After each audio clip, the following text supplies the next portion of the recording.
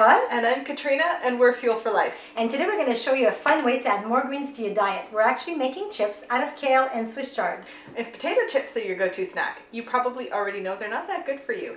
But these chips are totally going to satisfy that craving for salty crunchiness, but they're not going to overload you with sodium or saturated fat. And you cannot go wrong using those greens because they're full of vitamins, minerals, packed with fiber. They have iron and protein. And also a cup of cooked kale actually provides you with 10% of your daily intake of calcium. So it's like comparing it to a 100-gram container of yogurt. Which makes it a really great substitute if you're not eating dairy. Absolutely. And then these guys here, the Swiss chard, a cup of cooked Swiss chard actually provides you with 20% of your daily intake of iron and a third of your daily intake of potassium and magnesium. And those two nutrients are amazing for bone health, for blood pressure, and so much more. Well, now you know how nutritious these are. You should also know that they're incredibly easy to make, so no more relying on potato chips. You can tear the leaves or use a knife. Either way, you'll want to remove the tough stem. Let's see that again. Fold the leaf in half and use the tip of the knife to slice along the stem to remove it. Then finish cutting the leaf in half at the end and cut across into fairly large chunks. So since most kids love to help in the kitchen, get them to tear the leaf instead of using a knife. It will be way safer and so much fun. Just make sure that they tear the leaf away from the stem so that it leaves big chunks, so that when it cooks, it doesn't shrink too much. So you can chop or you can tear, but in either case, make sure that the pieces are fairly large because they are going to shrink as they bake. Start with some olive oil. This is just to help the spices stick.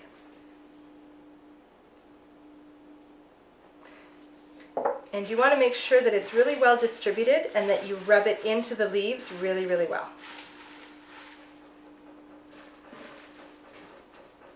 I've put parchment paper on the pans to keep things from sticking. And you'll also note that there's spaces around the leaves. This is really going to help them crisp up as they bake. Kale is already naturally salty because of its high mineral content, so it only needs the tiniest bit of sea salt. Swiss chard, however, doesn't taste as salty to us, so we can be a bit more generous with the salt. Now you can spice these up any way you want to. The kale already has a fairly pronounced flavor, so I'm just going to put some mild paprika on there. And for fun, some cumin. On the Swiss chard, we're going to go completely the other way.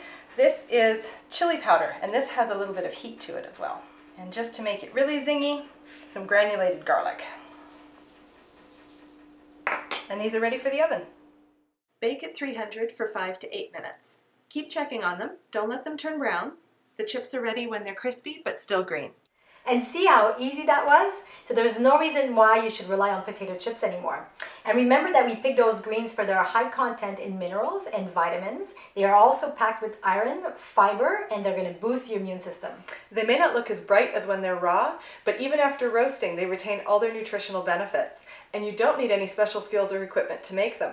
They're fun to eat, and they're delicious because you can flavor them any way you like. It's a great way to put greens in your day. Hold on, here we go.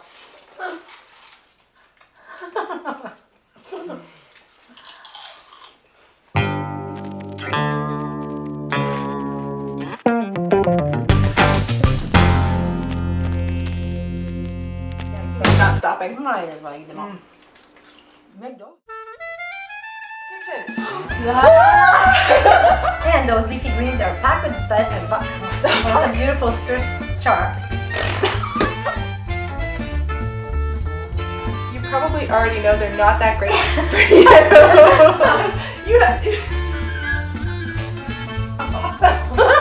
The way you said raw, you sounded like a porn star. They may not be as bright as when they're raw, but